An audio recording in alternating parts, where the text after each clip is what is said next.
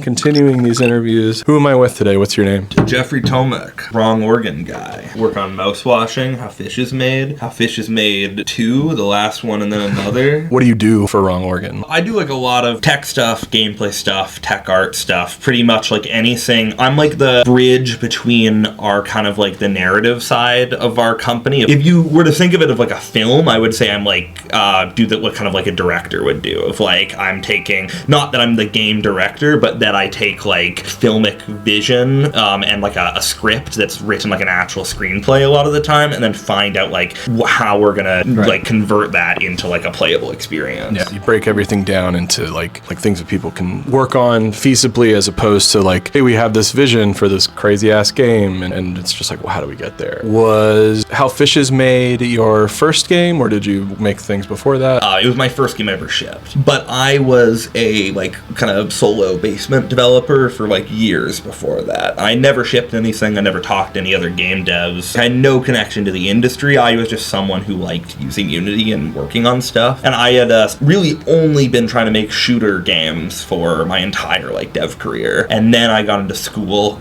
For school, we all have applications we have to submit that are like projects. So I submitted a multiplayer shooter for that I had almost finished and released, but just never like pressed the button on. And then our writer submitted How Fish is Made, the script, half the models, like pretty much the whole plan for the game as like a big GDD. Saw that and I was like, wow, that looks like kind of a really easy win really early in the school. It's hard to come up with a feasible concept. Like, I'm not very good at coming up with feasible concepts. You do get a sense of how to latch on to the ones that someone else shows you, I guess. Like, like How Fish is Made was an easy win because it was like, okay, it's a walking sim where all the art's done and there's choices, but the whole point of the game is the choices don't do anything. So there's not actually any choices. It's like 20 minutes long, and it's the only thing that's not ready is that the gameplay and programming, there's no one to do it, and it's a walking sim where the only mechanic is flopping a fish. Pretty easy to... It was about as much of a layup as you could have had, like, at least on paper. I'd say it ended up still being way more complicated than we thought of it, because, like, you know, once you actually get into making something like that, there's still a lot of questions of, like, how do we actually make this interesting, of course. But How Fish is Made was very shoot from the hip. Like, it was, like, just kind of the game was mostly planned. We just really had to sit down and, like, execute on that vision. And then, like, things have changed a bit in how we do stuff since then. Like, that was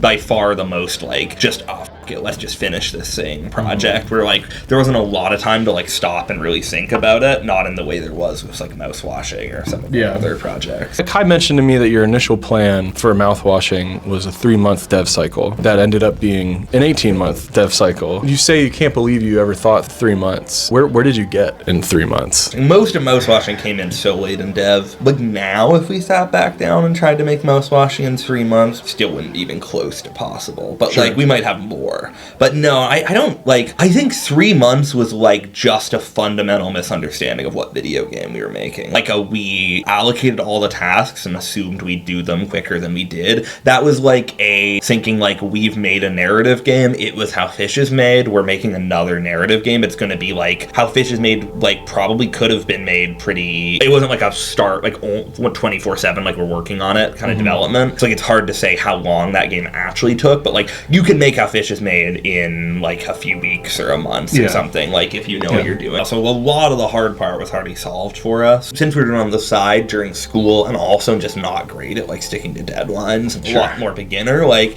it probably still ended up taking a couple months, but, like, well, we actually know how this turns out, because we did end up making more How Fish is Made content, and that did take, like, making the entire Last One Then Another expansion for How Fish is Made, like, 'cause that game's, like, it's shorter than How Fish is Made, but not by, like, a ton. It's about half the game when you, like, add them up. That was made, like, start to finish in, like, 3 weeks. So I think that's a good sense of kind of, like, how much quicker we got at it. Anyway, Mousewashing did not turn out like that. That was, Mousewashing ended up, like, to be the game it should have been, it would have had to be a development that was quite long. It might have been able to be a lot shorter than it took. Like, I look back at Mousewashing saying, like, I think we could probably do it again and cut 6 months off dev. But that still, like, would put us at, like, like 4 times more than the original estimate. Every group of devs or solo dev or whatever has a thing that takes longer than some other things. What do you think that was for mouthwashing? Yeah, so for mouthwashing, there were a couple big limiting factors. I think a lot of them were really contextual to how our team was composed back then compared to now. Because like we didn't start mouthwashing with any dedicated artists. Johanna did all her art, and she was also responsible for all the writing. And it turned out there was a lot of writing in mouthwashing,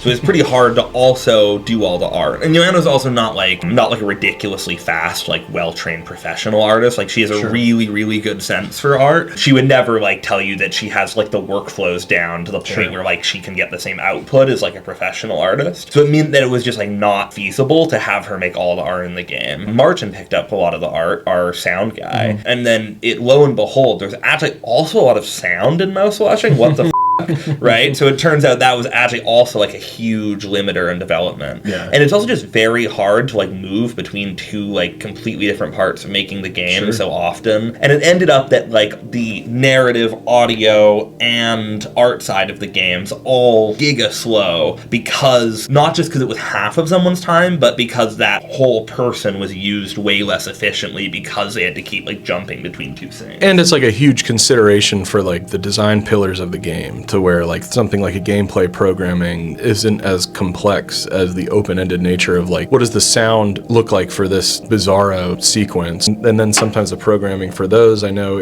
that's like the wrench thrown in, because otherwise it's a pretty like systemic walking simulator. It took a really long time to get the game to any point of polish. Like that was where I think we can save all the time on making the game if we were to do it again. Mouthwashing's development was like a really slow period for a really long time until we decided to ship a demo for the game. And the second we agreed, we brought on 2 people. We brought on a level designer slash animator, and we brought on an artist. And then those 2 parts of our development instantly like got freed up. Everything else like started instantly skyrocketing like in speed. And then also we now had to ship something. We had decided we were doing a demo in not that long, and because we had to do a demo, we had to like things that we had had a very macro like view on the project. We were kind of doing like work equally around the whole game, and once we were just like, no, we're just making one beauty corner at the start of the game pretty much, and just like perfecting it and doing everything we can and cutting every corner we can to like make that shippable, it kind of forced us to like finally be able to see what the whole game would look like. You guys are smart. Very important to be able to like hit something that looks like the final game as quickly as physically possible, and then go and like build your long-term plan based on like knowing everyone in the team being able to like fully picture what it will look like when it's finished as best as you can. Getting at why like the biggest difficult thing about making a game like Mouthwashing is that the actual video game, like the way you're gonna feel playing the video game, is entirely based on, or not entirely, but like if you're missing the actual dialogue writing,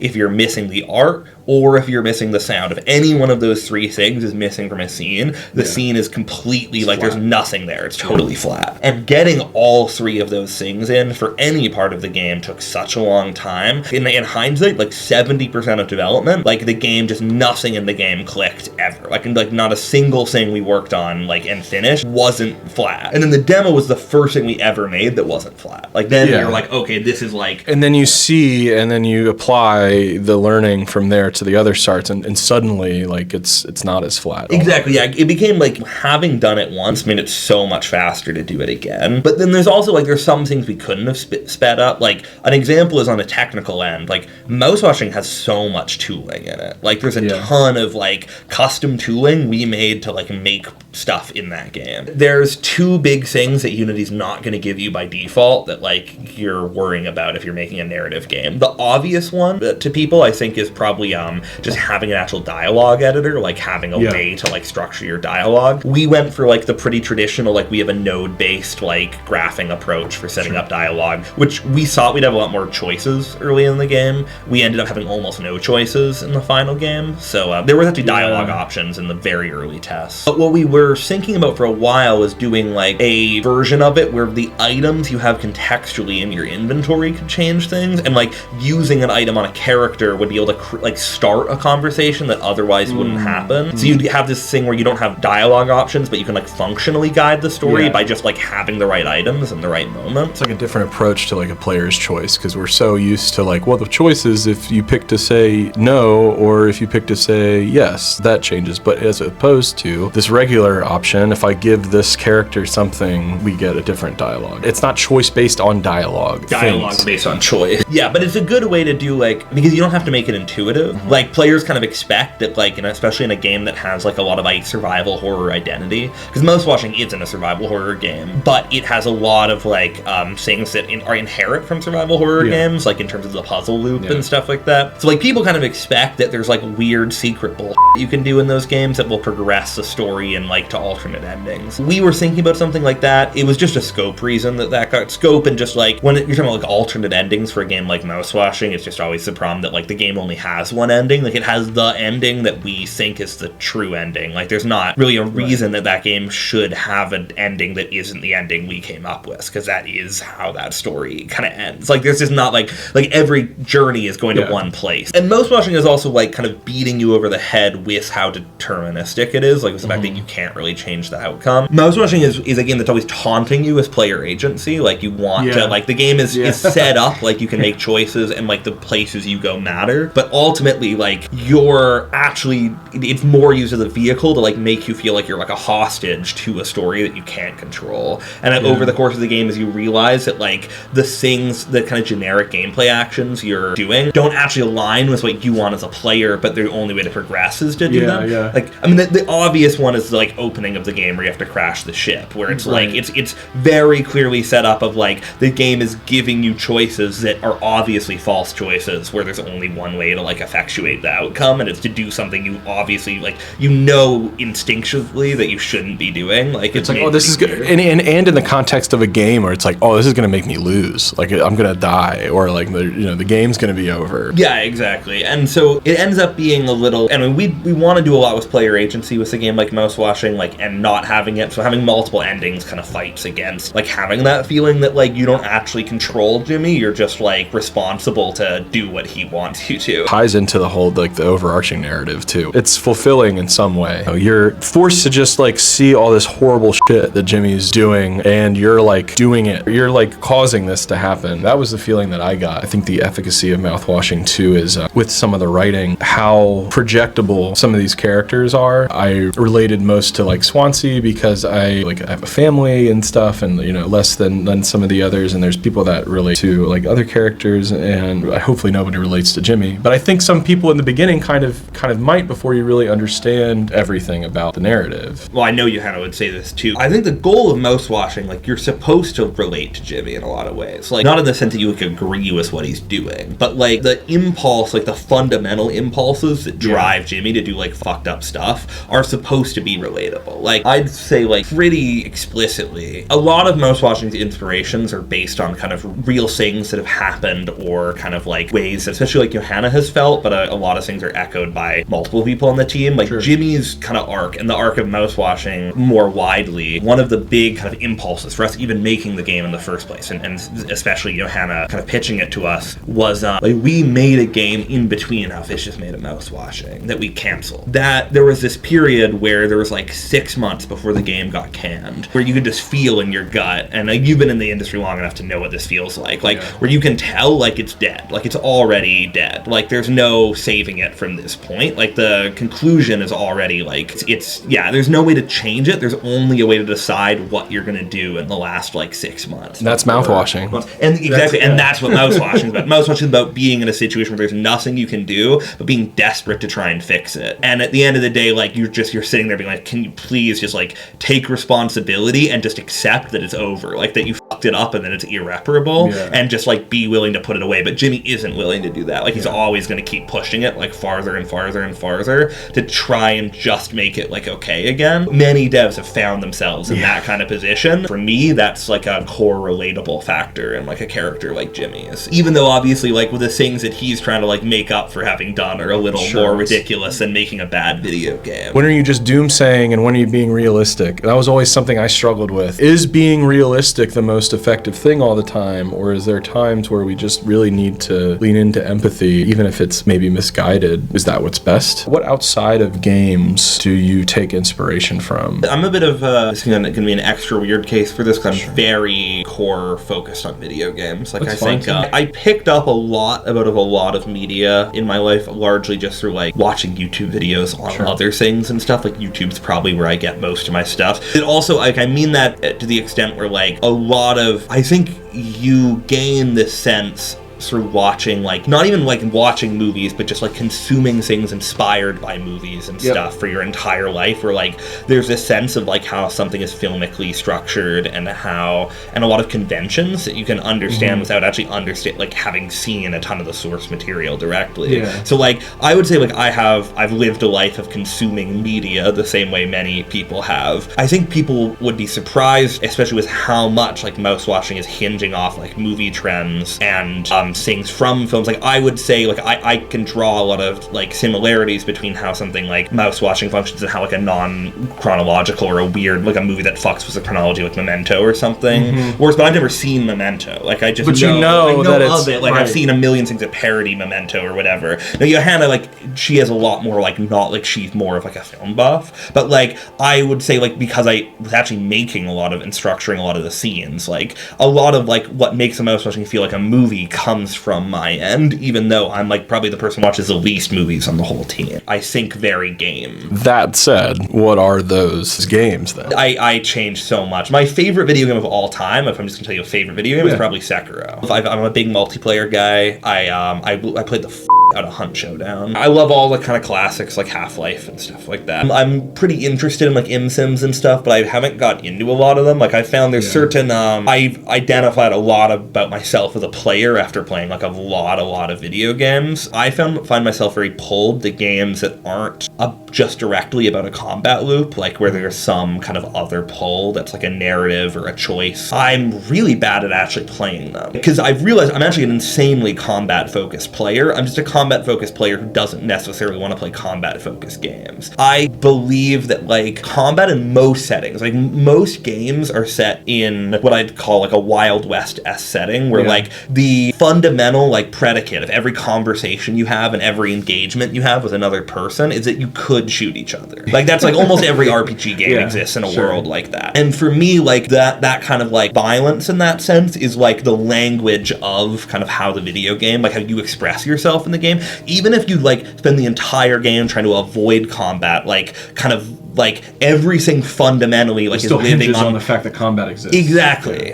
That's like the predicate of the whole world. So if a game can't sell its combat to me and it exists in a world that's predicated off combat, that's been like a huge blocker for me to engage with like role-playing games and stuff, especially. So I found like I've always wanted to play a role-playing game that I get like completely sucked into, but I've almost never been able to. Probably the game, like what I would say is the best role-playing game I've ever played, in the sense of like defining a role-playing game as a game where I like felt motivated to do what my character would do and like engage with a story, is probably like Red Dead 2. I don't think many people would describe that as a role-playing game, but I'd say that the mechanics in it only work if you buy into it. I don't think it's unfair to say it's a role-playing game. There's people doing actual role-playing Grand Theft Auto online. If you're gonna play a game where it takes like 3 seconds to pick up a tin can, that you find that one of like the main features is that you can like wave and talk to everybody on the street, or even that it's a karma system. Like, for a karma system to work in a story, you like have to buy into the fact that like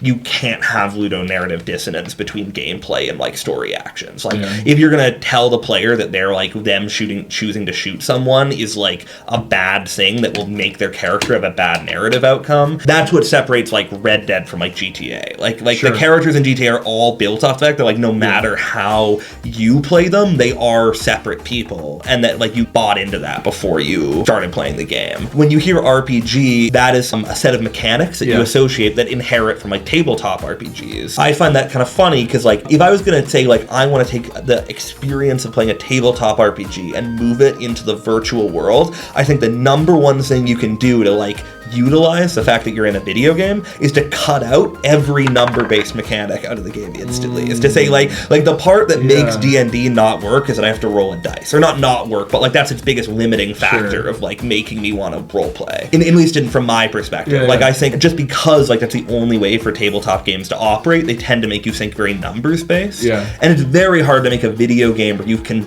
meaningfully develop a character that doesn't come back to numbers. But if you could, I think it would be more effective. I like running D&D sometimes where like you'll roll to do things, but there's just like less calculated numbers for everything, because I've found from both running D&D and playing D&D that I am such a metagamer when it comes to like playing those games that it can diminish the fun for like the group of people playing, because I'm always thinking like instead of getting into the role and doing that, I'm thinking in numbers of like what is most efficient in this situation, and that's just like kind of not the spirit of like what you're doing. I mean, I have a similar impulse. As a player, I've played quite a few tabletop games, and that's how I tend to play, or like how I tend to be pulled to play. Like even if I, I think it's wise to not be like that a lot of the time. But it's tough because it's also like I want, when I'm playing a role-playing game, there's a question of like how much like you want to be like feeling like your character, like how much you want that to actually like weigh on you, and how much you want to be more like you're like writing a script with some friends together for like, I think there's two ways of looking at like role playing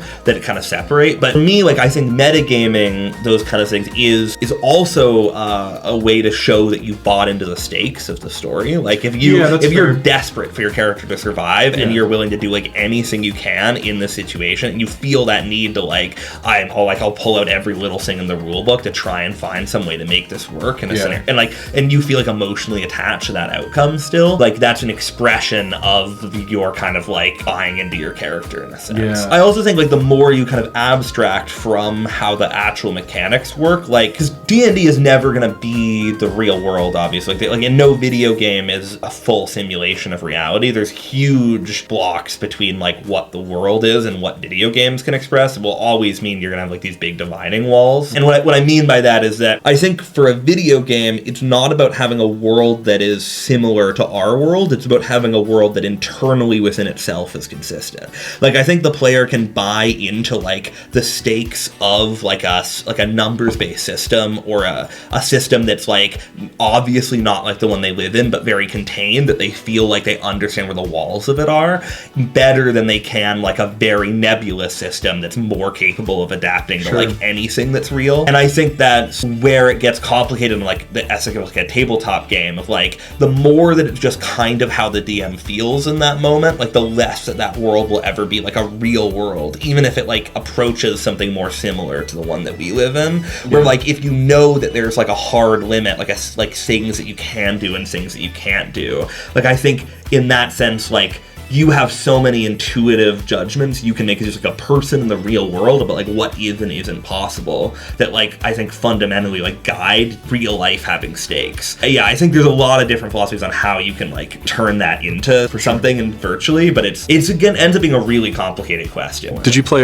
Baldur's Gate 3? TRPGs I've had a really hard time getting into. I want to, I want to play Disco Elysium. That's my big one. Me and Kai talked about Disco Elysium for like 15-20 minutes, dude. And like I don't think that as a player, like I can't play a game that's based around numbers or whatever. It's more just like what I was kind of trying to express is that like I think the goal as a designer for me is always to like strip away as many of those kind of like extra things as possible, and make the like experience of playing the game feel as intuitive to like the world I've created as it can, I guess. To me, I think like the concept of like thinking about like doing math and the concept of role playing a character are like opposite ends of the spectrum. Realistically, like we don't have a better system for doing a lot of things in RPGs. Like it's not, I don't think that like I have the like magic bullet to like fix this problem. I think as a player, as a designer, I've been very motivated when I think about especially role-playing games by like how could I make the role-playing game that I want to play. And I think that's what motivates me as a designer like the most,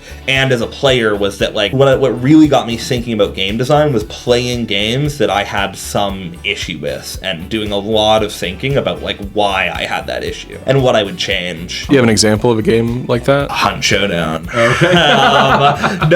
I think if anyone who plays a live service game, I think this is the perfect kind of breeding ground for that kind of sinking. Because if you play a lot of a live service game, like inevitably, like you will have like minor gripes with that game that have grown to like such a boiling point that you go and leave your like 8,000 hour negative review on the store page. Anyone who's got that into a game has had something they're very angry about in it, where they like feel like they know the solution. They have like the armchair game design to fix the whole video game. But I do think that's also like that is very real like game designer thinking. And so I had done a lot of thinking about like what things in Hunt worked for me and what things didn't, and like there's a lot of like what mechanics motivated me as a player and what changes I thought like hurt the game and improved it. And over the course of playing for a very long time, so I'd say like that was when I really started like just like thinking about game design, or like one of the games that really got me thinking about it. Why is the Swedish games industry so prolific, powerful, and kind of like dominating? I'm not like, I haven't been in the industry for a super long time. I haven't been in Sweden for a super long time either. But I think the perspective I can share on this is like, I moved to Sweden to make video games. Yeah. I was in a country where I was theoretically just as capable of sitting down at a computer and making a video game. And that was Canada, correct? Exactly. And Canada has like government subsidies for artists and stuff. I was in Ottawa, where there's not like a ton of and I'm not saying that there wasn't subsidies, but there wasn't like a scene. Yeah, exactly. I moved to Sweden largely because there already was a scene there, but also because there was an education structure in Sweden to like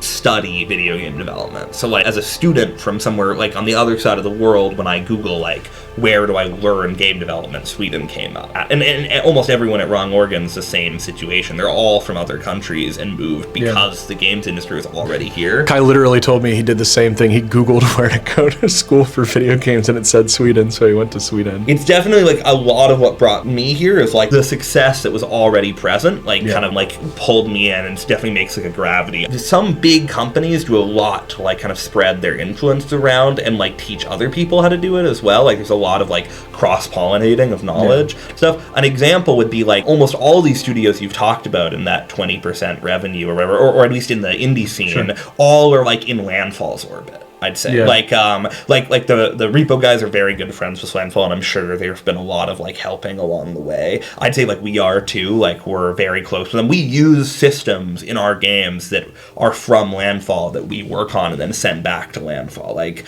us and Landfall share a lighting system for a new game, for example. Like there's a lot of very direct ways that like we work together, but there's also like someone like Anton, you know, who you've also interviewed. Like Anton was one of the big people that like helped push us forward. He ran the Swedish Game Awards back when we were in the Swedish Game Awards, which does like student categories, and we got in with How Fish Is Made because that the whole infrastructure for that kind of award stuff existed. It got us to meet Anton, it got us to meet Landfall, it got us to meet like a ton of other people, and that was like kind of our entry into the industry, like from student to like real developer. Like that was all based on infrastructure that just like exists in Sweden because there's so much support here. Where do you see the games industry going in like 5-10 years? Oh, and that's tough to say. I don't do a lot of like macro thinking about like where the whole industry is moving. I think the trends that are present, a lot of people are seeing. AAA's in a really tough spot right now. Obviously, it's just becoming harder and harder to explain why you would spend that much money on a development with that many people that's that inefficient kind of by nature,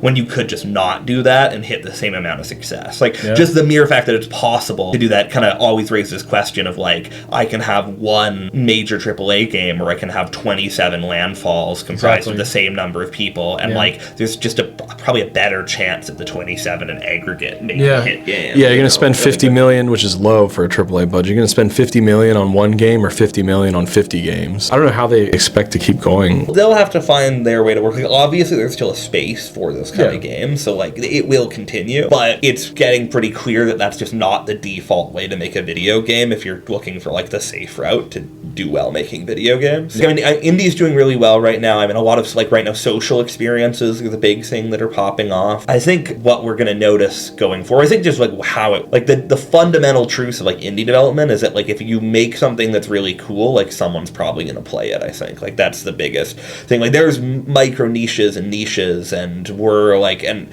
as the market gets bigger, there's more opportunity to be the best game in a genre no one plays and still make a lot of money doing it. So I think like when it comes to like how we think about about the industry, which is like just kind of framing ourselves as a company and what we're going to do in the future, I think we're just going to see like more developers doing stuff that's really cool we haven't thought of yet, and it's going to be popping off. What people are paying for, what millions of people are paying for, is not because, oh my God, Peak or Repo is like the most fun game that I've ever played. It is, holy shit, I laughed, I spent 10, 15 bucks, laughed my ass off with my friends for hours, and like that's the experience. Like the experience lies in like what happens within the game with like talking, and that's why these social things are going, because it's kind of hard to do in a single player perspective. But I think Mouthwashing did that. The non-linear aspect, the reveals, the like horrific things that happen in the game, these like weird bizarro sequences, all kind of feed into something more than a game, and it's kind of an experience. You know, with Mouthwashing, there is kind of a disproportionate amount of people that love the game but maybe have never even played the game because they're watching it. But I think that also speaks to the fact that it is an experience, because people just want to see what happens. Everything you've identified about games that are like experiences in that sense, I think is all accurate. But I'd say like where does something like Vampire Diaries fall? Or no, sorry, Vampire Diaries? Vampire Survivors? Yeah, Vampire Diaries. Well, I think there's the other end of that aspect, which kind of still categorizes into experience, because why people really like Vampire Survivors is it's so gameplay focused. Like there's so much shit happening at once. Eventually it gets really crazy. It has a really like addicting loop, and the game side of our brain kind of like hinges to that. But it's still, I think, partially experience based. So it's either games with the merit of like insanely hooking gameplay and this experience, and when you kind of do both. I would say that like to me something like Vampire Survivors is the most like it is just a video game kind of video game. Yeah. Like I'm not saying that makes it like antagonistic to this idea of experiences. I think what we're seeing is that like there's a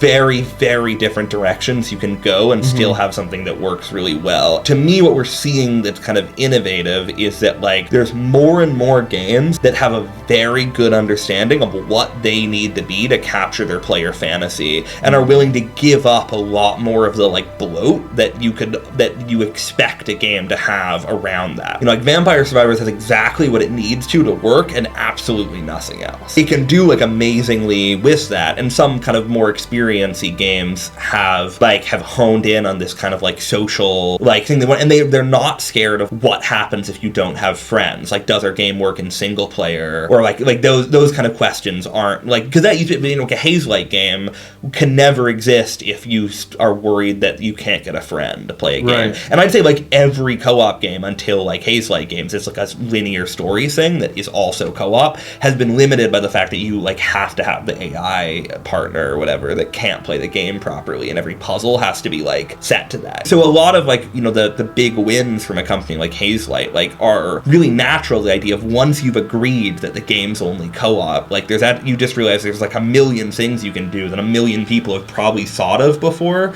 and then just hit the point where they're like, that would only work with two players. You know, we're pushing the limits a lot of like what can be a video game and what counts. I think Mouthwashing falls on the more kind of like traditional side of like, we're not that far off from like what a Telltale game was. Sure. We're like, you know, at survival horror conventions, but without the survival horror, and we like really focus on that kind of story thing. And it's still gutsy. Like, it's not intuitive. Like, if you explain Mouthwashing not as like hit narrative game Mouthwashing you already like the story of, but explain it as like, hey, we're working on this game. It's gonna be like a walking sim, and also we're gonna have like it's gonna be all text. You're just gonna read all the time. You don't have any choices, by the way. There's no like meaningful way you engage. Certainly, with the world. There's player agency. It's like there's no agency. Is there gameplay? Not really. Like, you kind of do some. It's funny you mentioned, because like there is really no combat. In Mouthwashing, it was important that all the gameplay mechanics felt like exceptions, because they were all supposed to be like feeling like they're just like pulling you all around. Like the game's meant to feel pretty like schizo to play. That's something we really wanted out of it, and so the gameplay being like super weird and changing all the time was pretty important. I'm proud of the shooting segment though, man, because like I think we're not the first horror game to be like, what if right at the end of the game the player gets a gun and has to shoot something? Sure. And it always goes so badly. It's the worst part of every game that's decided to put a gun at the end. And give Chris Redfield an RPG at the end of that's just awesome. But I Love Resident Evil, by the way. I'm a 5 hater. I'm a 4 lover. I'm a 6 lover. Ooh. Yeah, I know we're dropping the Spicy. 5's fine. I don't want to get into it too much, but they've made some creative decisions with 5. I think this is where I land on a lot of old game franchises that I just didn't play as big a variety of games until pretty recently in my life. I also never owned a console, which was a big, I think, really shifted what kind of games I played when I was young and what kind of games I play now, in that like I've gone back and played a lot of old console games in the recent history and got to look at them with like the eyes of someone who already makes games and like has played games for a long time and has like a very modern kind of POV on like what games should be. So like, for example, I mean, it's been a while now, but it was probably only like 4 years ago that I actually sat down and like played Call of Duty, and then I played every Call of Duty campaign. So I have a lot of opinions about like Call of Duty campaigns, but none of it's rooted in where I was when they came out, which is such a fundamental part of how people view those games. I'd say I have a similar kind of vibe around Resident Evil, where like I have like very little perspective in what it was like to play those games in their era. What's next for Wrong Organ? What are you guys cooking? Like when we did MOUTHWASHing, like when that came out and did very well, we have this this big decision to make now of like, what the hell are we gonna do next? There's a big dilemma. Like what do you do after MOUTHWASHing? Like it isn't MOUTHWASHing 2. It's definitely not. Like we know right from the outset, like we've made a game, it's self-contained, it does everything it kind of needs to. I think when we made How Fish is Made and then made MOUTHWASHing after, it was such an easy direct upgrade. It was like if we just did big fish game, now then it's like boom, we've done it. I think if we made a game that was exactly as good as MOUTHWASHing, that was like MOUTHWASHing next, it would be like, oh, it wasn't as good as MOUTHWASHing. When I think about studios that have found this dilemma and got over it, or like done something really good in the face of it, if there's any game MOUTHWASHing wished it was Soma. You know what I mean? Yeah. Like that's like there's nothing I could have ever wanted from a game than for someone to play it and feel the way I did playing something like Soma for the first time. So like, what did they do after Soma? Well, if we forget about the one in the middle, they did The Bunker. Because I don't think Soma 2 would have hit. But like The Bunker, man. Instead of just following up, you take what you learn, what's effective, and then apply it in a way that is a little different. Everything in Soma that is like a throwaway mechanic is like the fundamental premise of Bunker. And everything that matters in Soma has nothing to do with The Bunker. Like it's like, you know, like The Bunker has like a light story. Point is, like, I see that comparison between like Soma and The Bunker is very like meaningful to me, in the sense of like, I think it's an example of a studio taking a lot of what they're good at, but then making something completely different than the thing everyone loves them for. Maybe a little less different than some of their work before. What we're making next is something I would want someone to play or to see and be like, this is a Wrong Organ game, but I never thought they would make it when I was playing MOUTHWASHing. Hey, Goblin from the future. Once again, I just wanted to say that since this interview was recorded, Wrong Organ has announced their new game, Carcass Clad, which is a tank co-op horror game. So you should go check that out and wishlist it. Go get it. And I can't say much about it, obviously, like beyond that. That's what I'm hoping people are going to think when they play it. I think it has a lot of like our identity, and it has a lot of a game that people definitely like don't know we're going to make and may not want when we do make it. But that's how we felt making MOUTHWASHing. Sure, yeah. That's part of the process, man. So you heard it here, maybe first, probably second. Working on a new game. We were watching you work on it while I was interviewing Kai earlier, but yeah, man, it's really been a pleasure sitting here chatting. I'm a huge fan of Wrong Organ and what you guys have done, what you're doing, what you'll continue to do. Thank you for the time. Is there anything else you want to say? Oh, I don't think so. I think I'm good. Yeah, man, I really appreciate you. Thanks.